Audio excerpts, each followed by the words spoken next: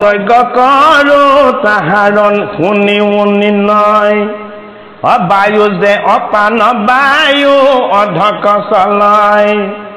উদ্ধক যি গোটা চলে প্ৰাণ নামতাৰ অৰ্ধে ঊৰ্ধে দুয়ো বায়ু কৰয় প্ৰচাৰ ধৰি মুখে প্ৰাণ বায়ু ঊৰ্ধক তুলিব পান অপানক তুলি একত কৰিব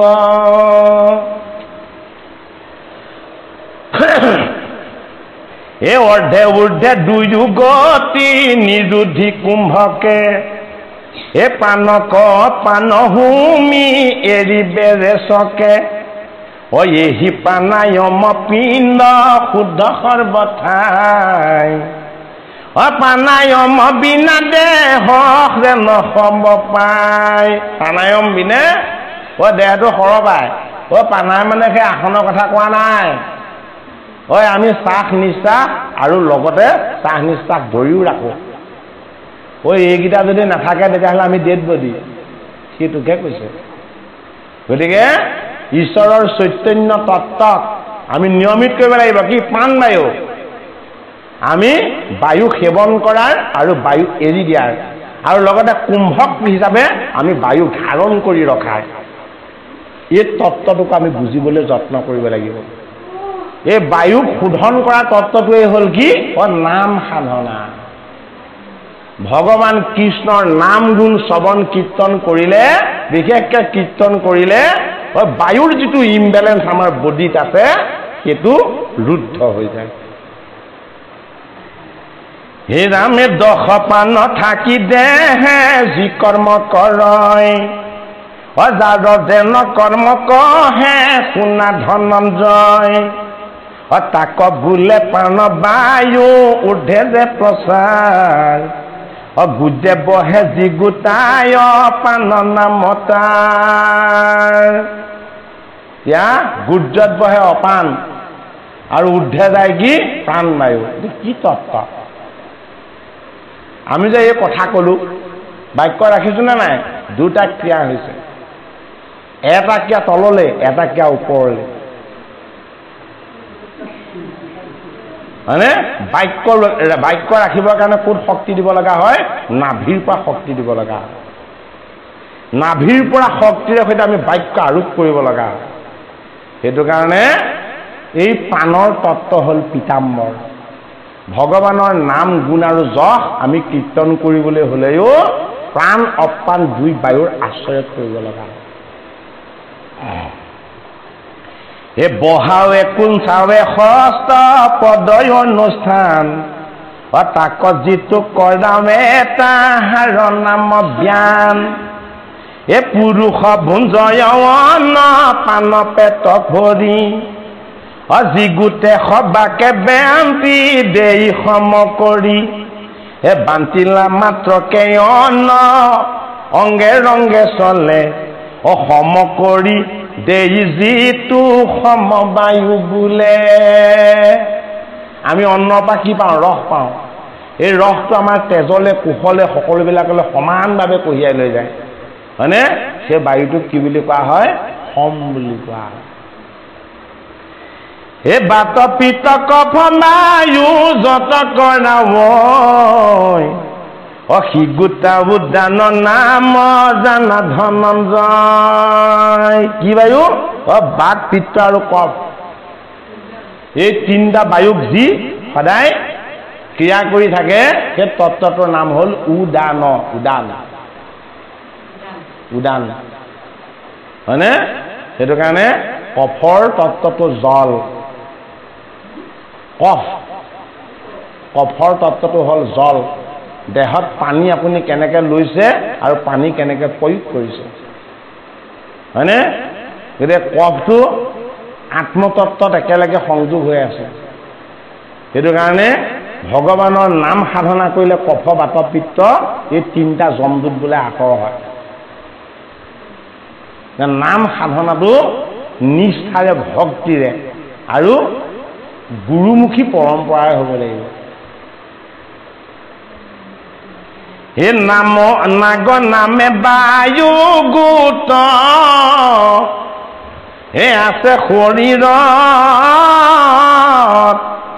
এ সমস্ত লোকক কাছ এ হাঞ্চি কৰাৱন্ত এই নাগ নামৰ বায়ুটোৱে কি কৰে এই হাঁচি আৰু কাহ এই দুটা বস্তু বাহিৰ কৰে সেইটো কোৱা হয় কি নাগ বুলি এ কি কৰ বায়ুৱে ক্ষুধা কৰে পুৰুষৰ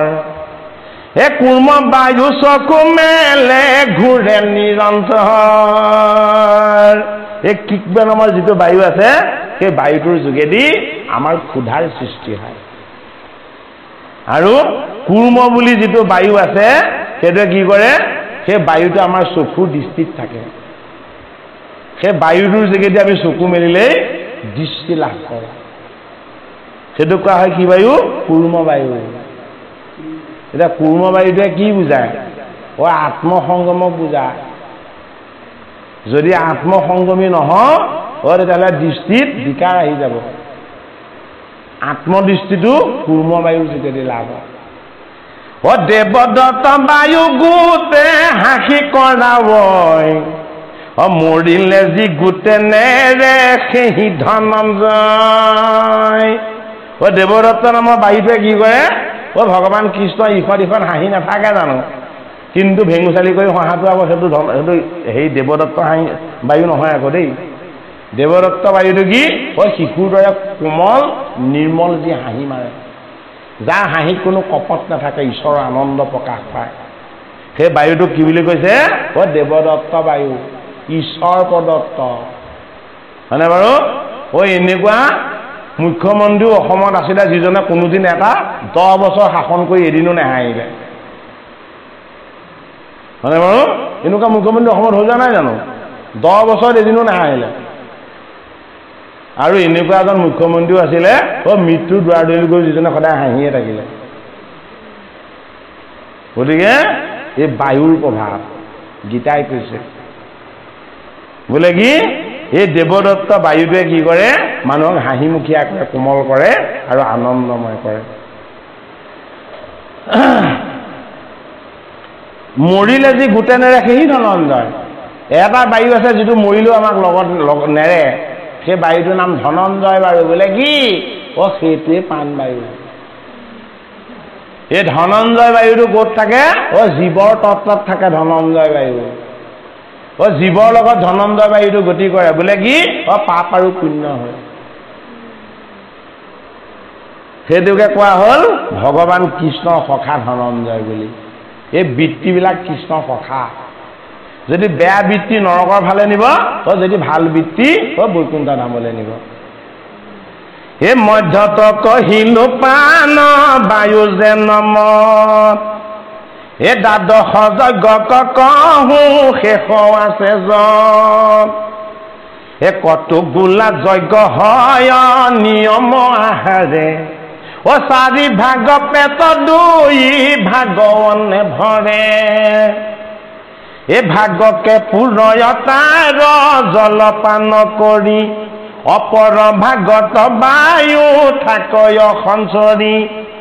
এই আহাৰ সংকোচে ইন্দ্ৰিয়ৰ হয়লয় অপানত অপান হোম আপুনি হুৱয়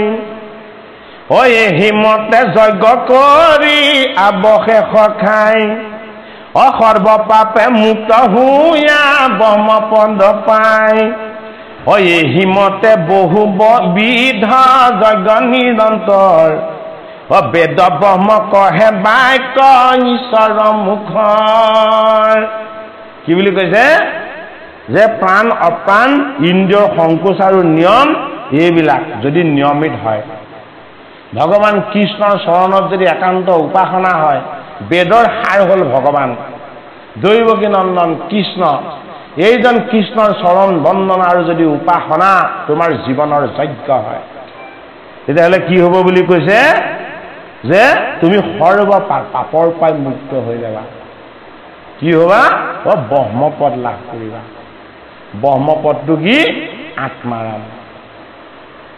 যে আত্মদৃষ্টি আৰু আত্ম অনুভৱৰ যোগেদি জগত মিছা সংসাৰ মিছা সকলো ভ্ৰম সত্য শুদ্ধ কেৱল কৃষ্ণ এই অনুভৱ যাতে আমি কৰি ল'ব পাৰোঁ হে ৰাম অযজ্ঞ জনৰ ইহ কালে সুখ নাই এ পৰকালে ঘূৰ দুখ নৰক কপাই ঐ হিমতে বিস্তৰ জয় গতে কৰে নিষ্ঠ এ তথাপি সবাতো পৰে জ্ঞান যজ্ঞ শ্ৰেষ্ঠ সমস্তে আশ্ৰয় কৰ্ম জ্ঞানৰ লগত গুৰু মানি জ্ঞান লৈ বা উপদেশ তত বুজি পালানে দিয়া কথাটো জ্ঞানটো গুৰুৰ পৰা ল'ব লাগিব উপদেশ তত্বটো গুৰুমুখী হ'ব লাগিব গুৰু লগা বিদ্যা পাখি লগা কাৰ পাখিটো প্ৰাণৰ পক্ষী সেইটো লগতে যাব গুৰু লগা বিদ্যাটো সেইটো কাৰণে পাখি এটা লগাই লোৱা কথাটো নহয় পক্ষীটো প্ৰাণৰ পক্ষী গুৰু কি গুৰু হ'ল আত্মাৰূপী পক্ষী গৰুৰ এই গৰুৰ ৰূপী আত্মতত্বৰে প্ৰাণৰ তত্ত্বৰূপী ঈশ্বৰ তত্ত্বক আমি পৰিচয় লাভ কৰিব লাগিব গুৰুজন আৰু ঈশ্বৰ একেই তত্ত্ব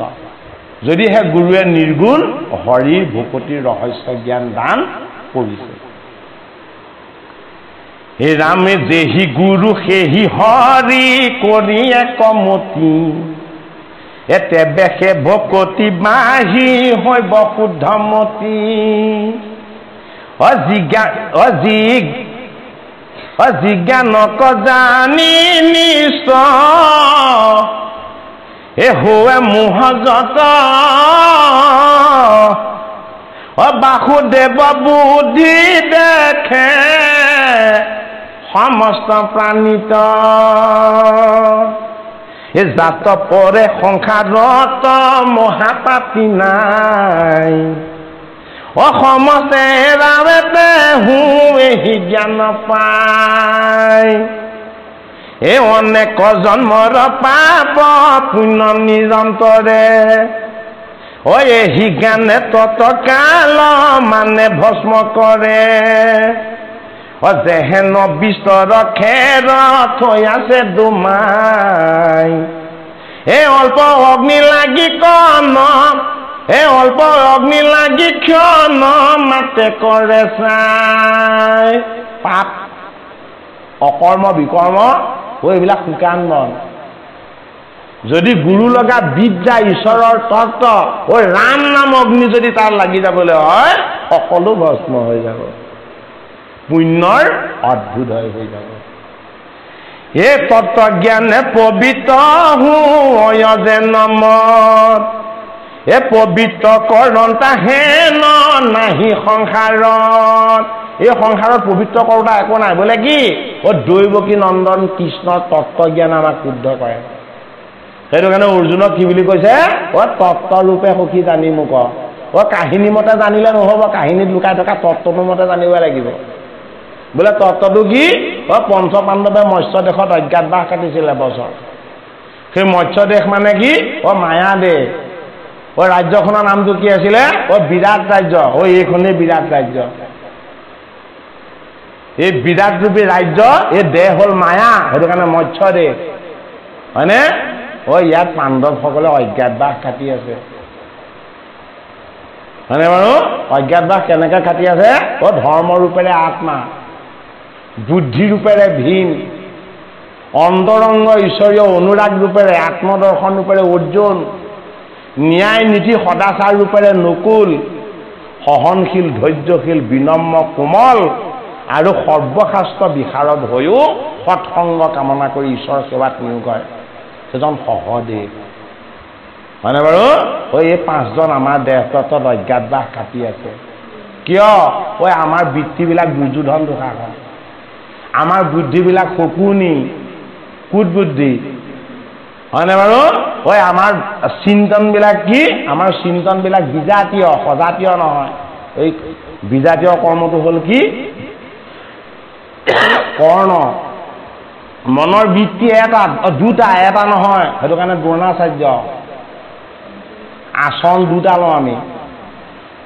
হয়নে বাৰু? মনটো সদায় আসক্তিৰ ফালে গৈ থাকে, সেইটো কাৰণে আমি কি আমি অস্বস্থামা। এই অৱগুণবিলাকক আমি প্ৰকাশ কৰি ভাল গুণৰূপী মৎস্য দেশত বাস কৰি আছে কোন? পঞ্চ পাণ্ডৱ। কি হৈ লুকাই লুকাই কপি কপি অজ্ঞাত বাস কাটি আছে। তত্ত্বৰূপে জানিবলৈ কৈছে। কাহিনীটো তোমাক কৈছিলো মই। পঞ্চ পাণ্ডৱে মৎস্য দেশত এবছৰ অজ্ঞাত বাস কাটিব লাগিব। কৌৰৱসকলে বিচাৰি পাব নালাগিব। কৌৰৱ মানে কি? আমাৰ এই দুষ্ট বেয়া বৃত্তিবিলাক, বেয়া বুদ্ধিবিলাক, বেয়া চিন্তনবিলাক, এইবিলাকে এই শুভ বুদ্ধিবিলাকক কেতিয়াও বিচাৰি পাব নালাগিব। কেৱল আত্মবুদ্ধি, কৃষ্ণ বুদ্ধি, ঈশ্বৰ বুদ্ধি, কেৱল এইবিলাকে প্ৰকাশ হ'ব লাগিব। গতিকে অজ্ঞাত বাস থাকিলে নহ'ব। পাণ্ডৱক জ্ঞাতভাৱে আমি কি কৰিব লাগিব? প্ৰকাশ কৰিব লাগিব। ধৰ্ম ৰূপেৰে আত্মা, বুদ্ধি ৰূপেৰে কৃষ্ণৰ চৰণত ভকতি, আত্মদৰ্শন ৰূপেৰে অৰ্জুন হৈ গীতা পাঠ কৰিব লাগিব। গীতাৰ শ্ৰৱণ কীৰ্তন কৰিব লাগিব, হয়নে নহয়?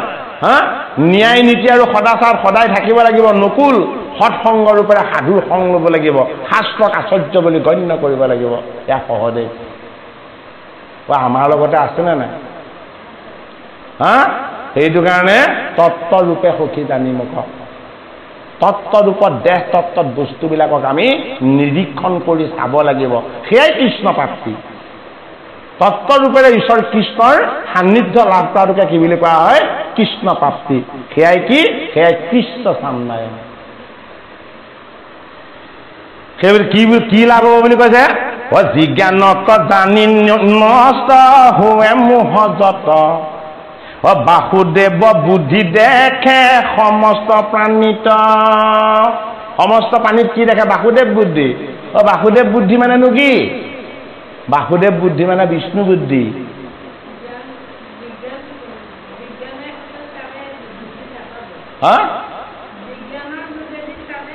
বুজি নাপাব। আধ্যাত্মিক দৃষ্টিৰে চাব লাগিব, হয়নে? মই ৰহস্য দৃষ্টিৰে চাব লাগিব। সেইটো কাৰণে বাসুদেৱ বুদ্ধি মানে কি? সকলো জীৱ ভগৱান বিষ্ণুৰে অংশ। জীৱক হিংসা কৰিব নাপায়। জীৱৰ প্ৰতি প্ৰেম আৰু দয়া সদায় থাকিব লাগে, হয়নে? এনেকুৱা জীৱপ্ৰেমী লোকো দেখিছো ঘৰৰ মচুৰ দালি নি চৰাই খুৱাই শেষ কৰি দিয়ে। অকল আমি খালে নহ'ব, এই পশু পক্ষীকেইটাই খাই জীয়াই থাকিব লাগিব। আমি কমকৈ খাওঁ লাগিলে, সিহঁতকেইটাই বাচি থাককচোন। এনেকুৱা জীৱপ্ৰেমী লোকো আছে। ঈশ্বৰৰ কিবা সেইজনে বিষ্ণু বুদ্ধি লাভ কৰিছে। সেই জাত পৰে সংসাৰত মহাপাপী নাই, এই সমস্তে এজাবে তেহু এই জ্ঞান নাপায়। মহাপাপী যি নহয়, মহাপাপী নোহোৱাসকলে এই জ্ঞানটো পাবই। কি জ্ঞান?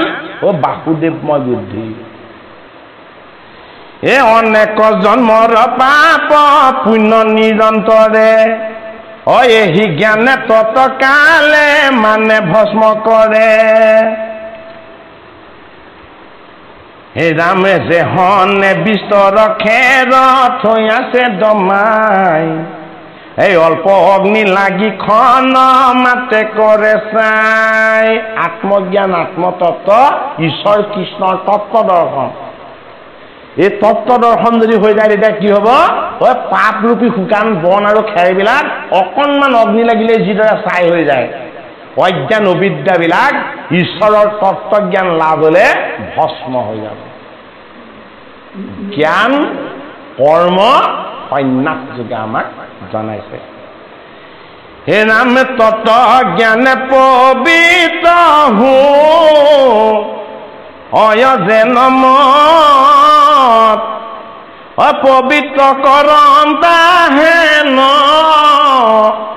নাহি সংসাৰত।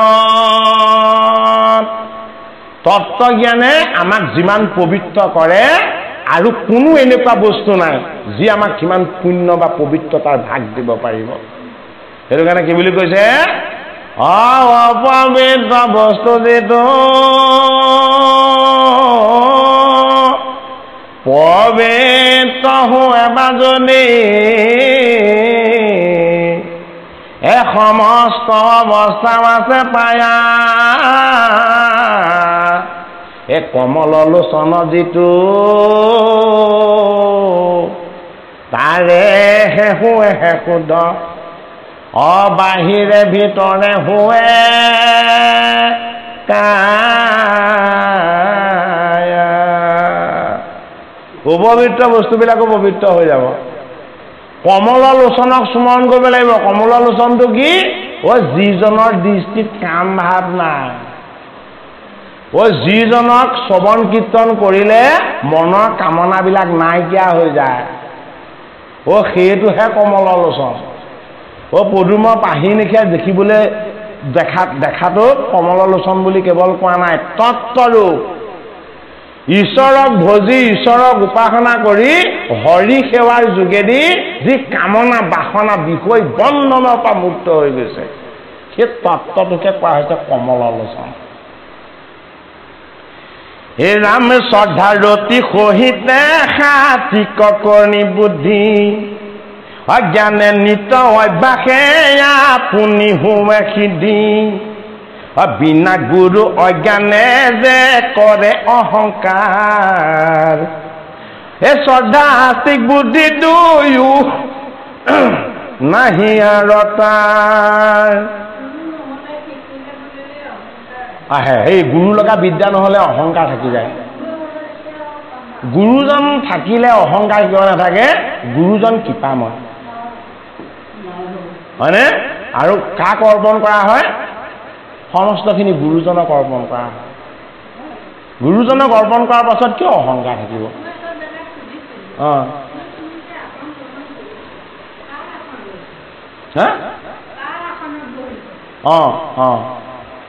সেইটো ক'ব নোৱাৰে এজন আই। বুজি পাইছেনে কথাটো? শিষ্য হৈ আসনত বহিব লাগিব, আজ্ঞা গুৰুৰ পৰা ল'ব লাগিব। গুৰুৰ আজ্ঞা নহ'লে আসনত কেতিয়াও উপবিষ্ট হ'ব পৰা নাযায়। আসন ভাগত বহা হয় গুৰুজনক সেৱা কৰিম বুলি। গুৰু হৈ আসনত কোনো নবহে দেই, এইটো মনত ৰাখিব। কিন্তু গুৰু হৈ কিন্তু কোনো আসনত নবহে, এইটো মনত ৰাখিব, হয়নে? গুৰুজনৰ চৰণ সেৱা কৰিম বুলি সমস্ত ভকত বৈষ্ণৱক ভগৱান জ্ঞান কৰি দাসৰো দাস টানৰ দাস হৈহে আসন ভাগত বহা হয়। সেইটো কাৰণে সেই আসনখনক কি আসন বুলি কোৱা হয়? সেই আসনখনক পদ্মাসন বুলি কোৱা হয়। পদ্মাসন মানে আঁঠুকেইটা কেৰ কৰি বহাটো নহয়। পদ্মাসন মানে পদ্ম তত্ত্বটো হ'ল ভকত, ভকতিৰ তত্ত্বটো হ'ল পদ্মময়। গুৰুক চিন্তা কৰি গুৰুৰ চৰণ ভক্তিভাৱেৰে উপাসনা কৰি ভকত বৈষ্ণৱৰ আজ্ঞা আৰু আশীৰ্বাদ শিৰত লৈ যি আসনত বহা যায় সেয়া পদ্মাসন, যিটো তত্ত্বগত অৰ্থ। আগে ওলোৱাৰ কাৰণে আমি কথাটো আজি জনাই দিছোঁ দেই। হে নাম গুৰু নাহি লোক দেখি কৰ্ম কৰ কুন্দৰৰ স্নান যেন তাৰো সেহি নয় কৰিলে কৰয় কৰ্ম নুগুচে সংশয় যেন মিছা বস্তুত পুৰুষে কৰে ভয় একো কালে গতি নাই সংশয়ী জনৰ পৰকালে কৰ্ম ফল নৰক মাতৰ তুমি কৰ্ম কৰিবা নকৰি অহংকাৰ ঈশ্বৰে অৰ্পিয়া কৰা আজ্ঞা মানি আৰ আত্মাক অকৰ্তা বুলি যিজনে জানয় তাক একো কালে কৰ্ম পাশে নবাধয়। অকৰ্তা কোন? অকৰ্তা হ'ল আত্মা। এতিয়া অকৰ্তা বুলি কওঁতে আকৌ আমাৰ মানুহে বুজিব যে একো কৰ্ম নকৰাজন নেকি? এই অকৰ্তা অৰ্থই সকলো কৰ্ম স্বামীজনক বুজাইছে। এই জগতত তেওঁ বাহিৰে সকলো অকৰ্তা। কৰ্তা কোন? আত্মা, পৰম পুৰুষ, পৰমেশ্বৰ। সমস্ত কৰ্ম তেওঁ কৰে। তেওঁ কৰাই নহয়, তেওঁ কৰে, হয়নে বাৰু? তেওঁ কৰে। সেইটো কাৰণে আমি নিজক কৰ্তা বুলি ভাবিব নালাগে। আমি নিজক কি বুলি ভাবিব লাগে? তেওঁ চৰণৰ দাসৰো দাস প্ৰাণৰ দাস বুলি ভাবিব লাগে মানে বাৰু গুৰুজনে কি বুলি কৈছিলে কিংকৰ বুলি কৈছিলে নে নাই আমি সেই কিংকৰজনৰ সেৱক হয়নে নহয় হয়নে গতিকে আমি তেওঁ যদি দাস আমি সেই দাসৰো দাস প্ৰাণৰ দাস সেই অনুভৱ আমি ল'ব লাগিব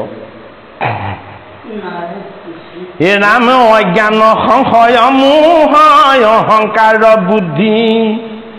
অজ্ঞান তীক্ষ্ণ খৰ্গতা পেলাও কছে দি এ বন্ধু বদ শোক মোহ অজ্ঞানৰ ইচ্ছা এ সংশয় এৰি যা যত দেখা মিছা এৰা অৰ্জুন বোলে কি মনৰ সংশয়টো দূৰ হ'ল নে বোলে কি সত্য তোমাক কৈ থকা নহয় বোলে কোন মই শ্যাম সুন্দৰ কৃষ্ণ মই তোমাক কৈ আছো বোলে কি মোৰ যোগশাস্ত্ৰ কি কৈছো যিখিনি মই বিৱস্থানক কৈছিলো আদিতে যিখিনি কথা এতিয়ালৈকে জীৱক কোনেও কোৱা নাই শিৱ হৈ মই জাপৰ যুগত এই নাৰায়ণ নিৰ্গুণ তত্ত্ব কৃষ্ণ মই আত্মা ৰূপলৈ আহি আকৌ তোমাক কলো বোলে কি মই দেহধাৰী নহয় মই দেহক অতিক্ৰমে মই পুৰুষোত্তম মই দেহধাৰী নহয় মই দেহক অতিক্ৰমে মই কি পুৰুষোত্তম সেইটো কাৰণে বেদৰ তত্ত্বগণে মোক কি বুলি মাতে পুৰুষোত্তম বুলি মাতে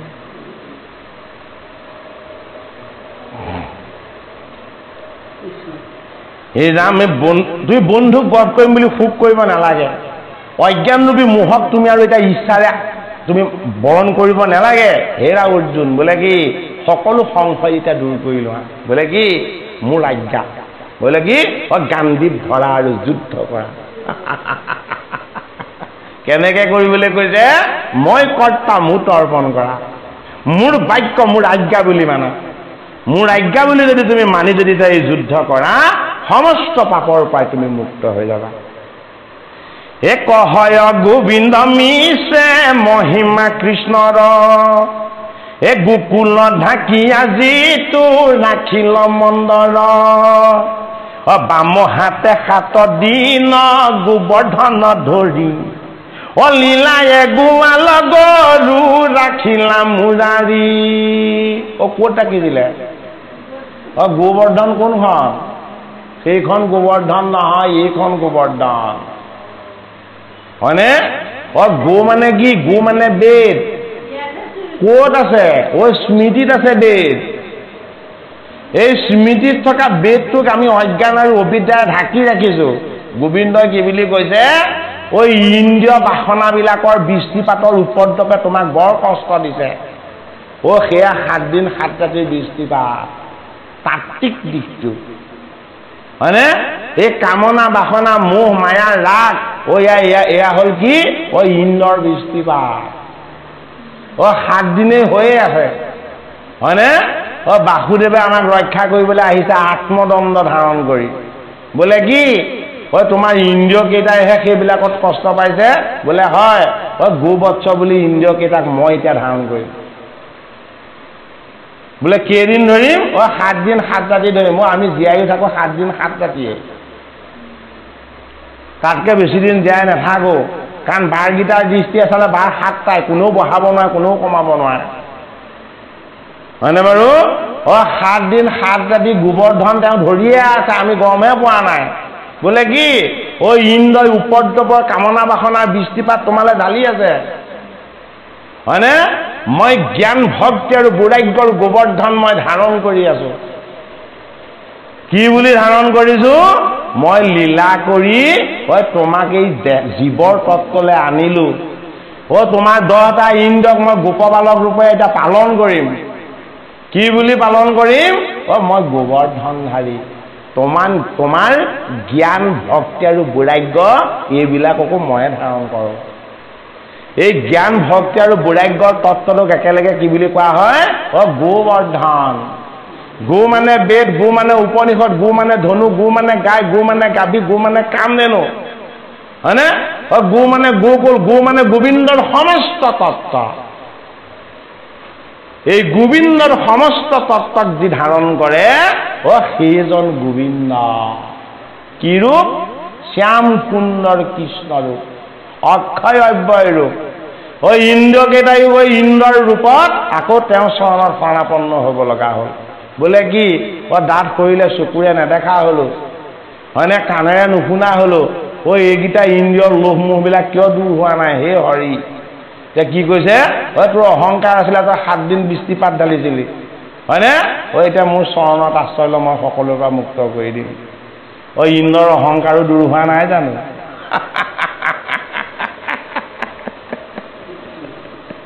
তত্ত্বৰূপে সখী জানি মোক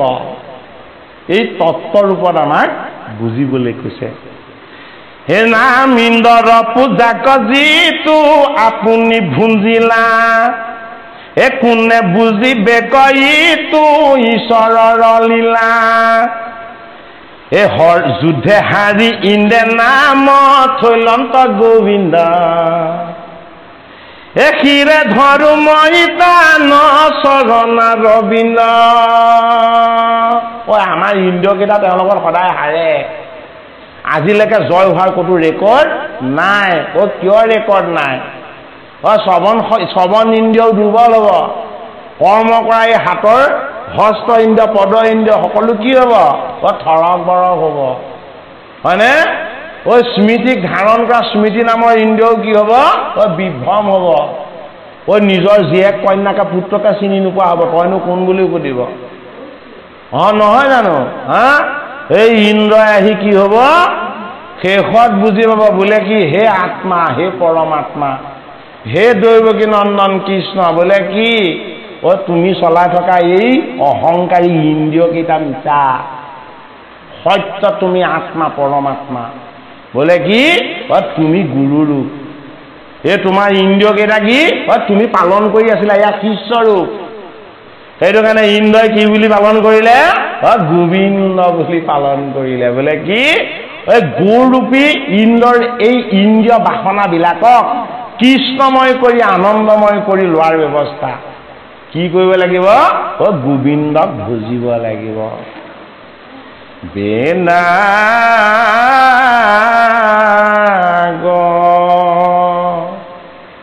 মআদি কৰি যত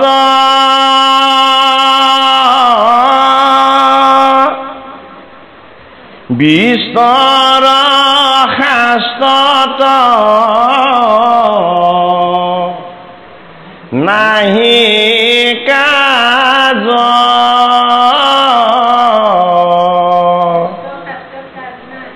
বিস্তৰ তীৰ্থত নাহি কি সুপয়ো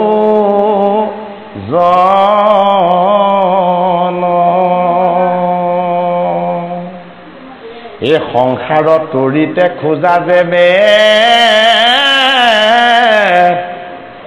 আপোনাৰ মুখৰ হেতু তেবে গোবিন্দ গোবিন্দ বেকতে বোলাব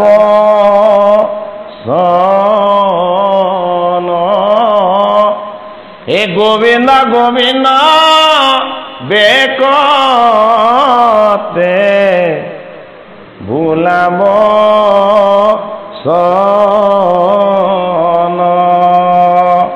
তীৰ্থ কোনখন এইখন তীৰ্থ এইখন কি তীৰ্থ এইখন হ'ল হৰি ভকতি তীৰ্থ এই তীৰ্থখনত কি কৰিব লাগিব আত্মাৰূপী গুৰুক দৰ্শন ল'ব লাগিব এই আত্মাৰূপী গুৰুক দৰ্শন পাই গুৰুৰ চৰণ ভজি গোবিন্দ গোবিন্দ বুলি ঈশ্বৰক উপাসনা কৰিব লাগিব কি হ'ব বিস্তৰ শাস্ত্ৰ বেদ উপনিষদ সকলোৱে কৈছে গোবিন্দৰ তত্ত্বই হ'ল ঈশ্বৰ এই জগতত গোবিন্দৰূপী গুৰুৰ বাহিৰে কোনো বেলেগ বস্তু নাই হয়নে এই গুৰুজনে গোবিন্দৰ তত্ত্বক আমাক পৰিচয় কৰাই আমাক উদ্ধাৰ কৰি দিয়ে সেইজনেই গুৰু যিজনে হৰি ভকতি জ্ঞান দান কৰিলে সেইজনেই গুৰু যিজনে ভগৱান দৈৱকী নন্দন কৃষ্ণৰ চৰণৰ সান্নিধ্যৰ ফালে আমাক আগুৱাই লৈ গ'লে হয়নে এজনে বোলে কি ঐ হেজন দেখা সিজন নেদেখা বোলে কি ঐ এই দুজনৰ মাজত কোনো পাৰ্থক্য নাই হে ৰাম অহংকাৰ মহামোহ গোছে যেন মন সদায়ে থাকো কমন ৰঙা চৰণত অদিন ভলে যি কৰ্মে পৰ্বতায়ানৰ এ শয়নত থাকে সেহি কৰ্মৰ ভিতৰ এ অভ্যাস চিন্তন মন পৰম উপায় অসমাধিত ঈশ্বৰ মূৰ্তি কলগ পায় ঐ এদিন ভগতি কৰিলে কৃষ্ণক নাপাব কিন্তু দেই হয়নে ভকতৰ সংগত ভগৱানৰ কথা শ্ৰৱণ কীৰ্তন কৰি থাকিব লাগিব নিগুণ হৰি নিৰাকাৰ মূৰ্তি হৃদয়ত উপাসনা কৰি থাকিব লাগিব এইদৰে উপাসনা কৰোঁতে কৰোঁতে শ্যাম সুন্দৰ কৃষ্ণৰ অখণ্ডিত আনন্দময় মূৰ্তি ঐ হৃদয়ত দৰ্শন হ'ব বোলে কিয় ঐ যিদিনা তেওঁ দৰ্শন দিব ভাবি চিন্তি উপাসনা কৰি আপুনি একেদিনাই কৃষ্ণ দৰ্শন হৃদয় লাভ কৰিব নোৱাৰে ঐ অনুশীলন কৰি থাকিব লাগিব ঐ গুটিটো পচাই দিলে গুটি নালাগে গছ সৃষ্টি নহয় ফল নালাগে সেইটো কাৰণে কৃষ্ণ শব্দৰ অৰ্থটো কি ঐ কিহহেন শব্দ এইটো পৃথিৱী বাচক বৈল ন আনন্দত প্ৰৱৰ্তন নহ'ব মানে বাৰু গতিকে কৃষ্ণ কি কৰিব লাগিব কৰ্ষণ কৰিব লাগিব অনুশীলন কৰিব লাগিব মানে অভ্যাস কৰিব লাগিব সেইটা কি হলে সমানিত আত্মৰূপী ঈশ্বৰ তত্ত্বত যদি তুমি ৰমণ হৈ যাব পাৰিছা শ্যাম সুন্দৰ কৃষ্ণমূৰ্তি তুমি দৰ্শন পাইবা এ যদি ভাল বস্তু খাই উগাৰত আহে ও তাহাৰ সুগন্ধ বায়ু যায়দ সুদিশে ও হেন জানি সভাসদ পৰম উৎসুকে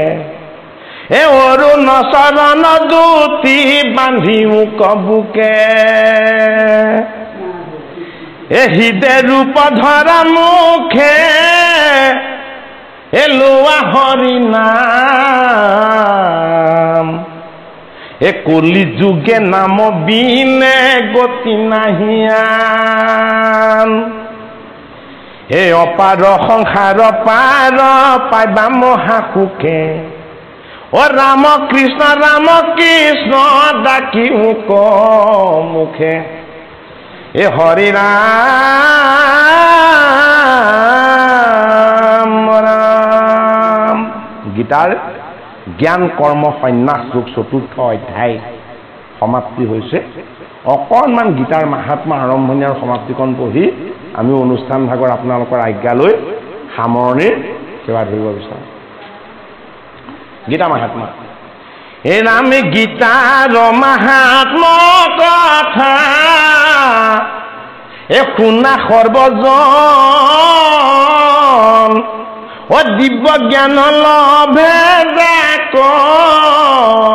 এ কৰিলে শ্ৰৱণ সুতক সম্বুদ্ধি বুলি লন্তৰ দিছি গণ ও গীতাৰ মাহাত্ম কথা কৈয়ুত পুধন এ নাৰায়ণ ক্ষেত্ৰে শোক কৰিলে প্ৰচাৰ ও কৃপা কৰি কহিও মাত পূৰ্ণবাৰ এ সুত নিগদতি শুনিও কৰিছি গণ ও গীতা মৃত কোনে পাৰে কৰিব বৰ্ণন কি বুলি ক'লে নাৰায়ণ ক্ষেত্ৰত শুকে গোবিন্দৰ বাণী এই কৃষ্ণ কথা প্ৰচাৰ কৰিছে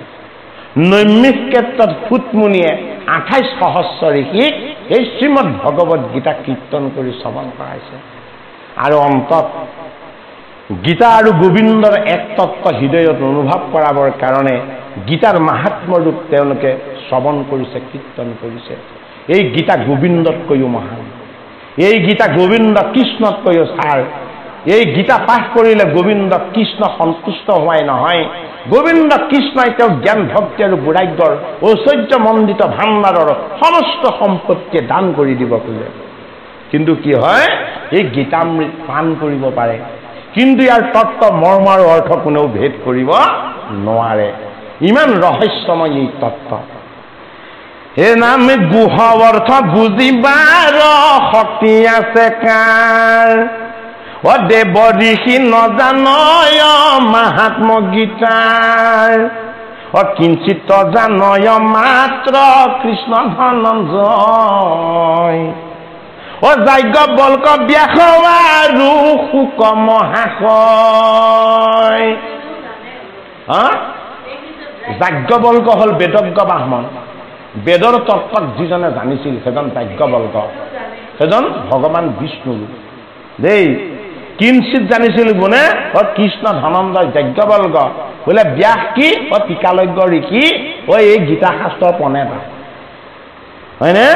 আৰু কোনে জানিছিলে শুক মহাশয়ে জানিছিলে শুকে কি কৰিছিলে এই গীতা কীৰ্তন কৰি নাৰায়ণ ক্ষেত্ৰৰ ঋষিসকলক শ্ৰৱণ কৰাইছিলে হয়নে বাৰু কিমান জানিছিলে কিঞ্চিত জানিছিলে কিঞ্চিত জানিছিলে বুলিহে যে ক'লে কাৰণটো কি গীতাৰ মহিমা কোনেও কৈ শেষ কৰিব নোৱাৰে গীতাৰ মাহাত্মা কিমান ভগৱান কৃষ্ণই ক'ব নোৱাৰো বুলি কৈ দিলে যে মই অনন্ত কোটি ব্ৰহ্মাণ্ডৰ দৈৱকী নন্দন কৃষ্ণ মই পূৰ্ণানন্দ হৰি হয় কিন্তু মোৰ গীতাৰ মহিমা কিমান এই কথা মই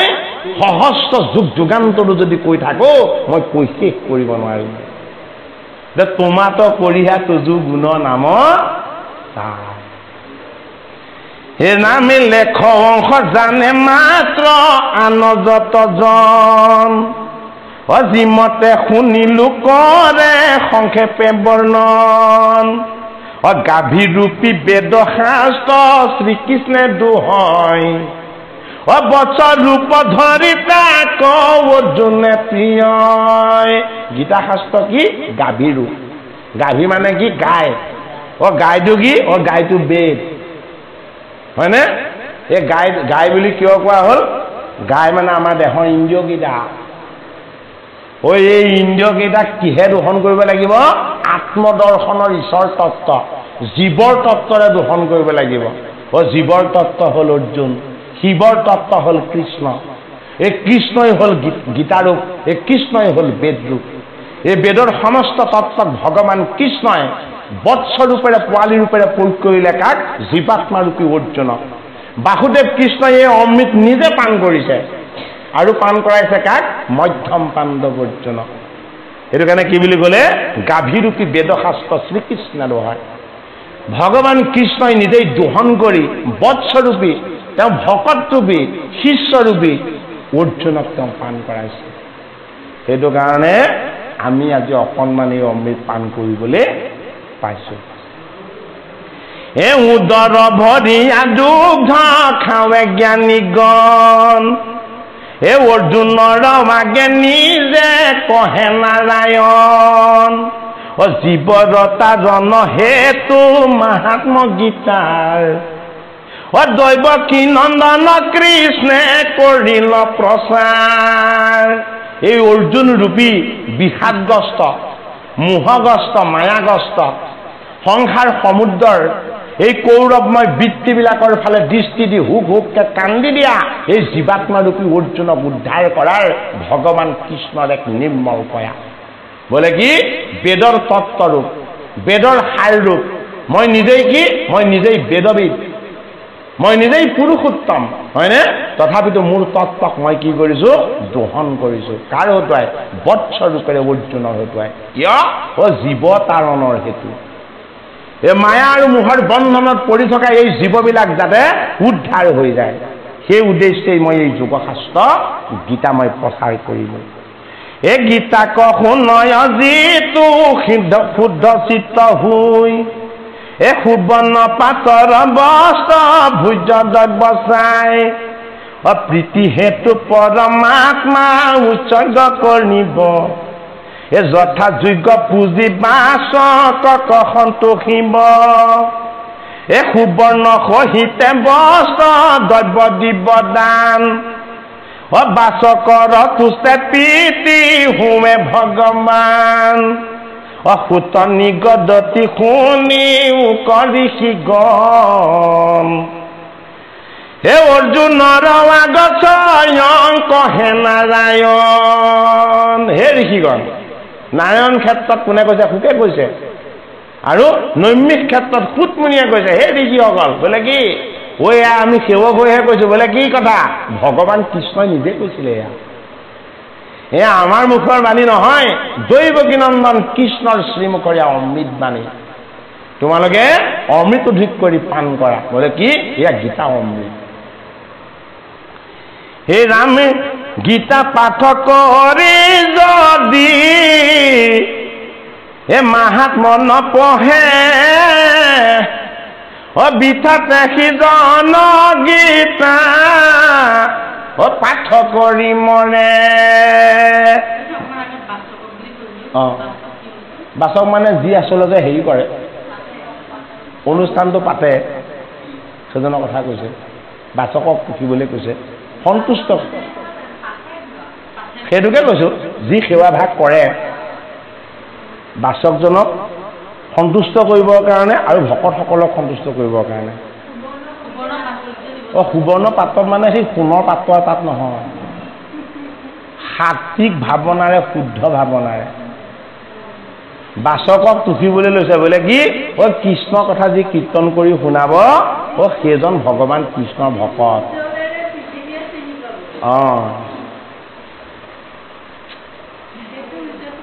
সুবৰ্ণ সুবৰ্ণ মানে আচলতে সাত্বিক বস্তু শুদ্ধ বস্তু সত্য শুদ্ধ বস্তু জানিব লাগিব এ মাহাত্ম্য সহিতে গীতা পঢ়ে কিবা শুনে এ লভয় পৰম গতি শ্ৰোতা বক্তাজনে অপুণ্য ফলে সংসাৰত ৰয় সিটোজন অৱৰ্ত শুনি মহাত্মকে কৰিলে শ্ৰৱণ এ শুনা সৰ্বজনয়িতো মাহাত্ম গীতাৰ যাহাৰ প্ৰভাৱে সুখে তৰয় সংসাৰ গীতাৰ মাহাত্ময়েহি মানে সমাপন এ হৰি হৰি বোলা সবে সমাসদগণ এ হৰি নাম হে ৰাম ৰাম ৰাম এ শুনা সৰ্বজনয়িতো মাহাত্ম গীতাৰ এ যাহাৰ প্ৰভাৱে সুখে তৰয় সংসাৰ গীতাৰ মাহাত্ময়েহি মানে সমাপন হৰি হৰি বোলা সবে সভাসদগণ এ হৰি নাম ৰাম হৰি ৰাম জয় ৰাম জয় নাৰায়ণ জয় কৃষ্ণ জয় জগত গুৰু শ্ৰীমন অপৰাধ বিনাশন তজু নাম নাৰায়ণ জানি নামে পখিনু শৰণে আন গতি নাহিকে মৰণে অপৰাধ ক্ষমা কৰি তুমি দয়াশীল হৰি মোক ৰক্ষা কৰিব চৰণে মোক ৰক্ষা কৰিও চৰণে শ্ৰীমন্ত শংকৰ হৰি ভকতৰ অজানা যেন কল্পতৰু হে তাহান্ত বিনায় নাই নাই নাই হে আমাৰ পৰম গুৰু হে আমাৰ পৰম গুৰু হৰি ৰাম নম কৃষ্ণ।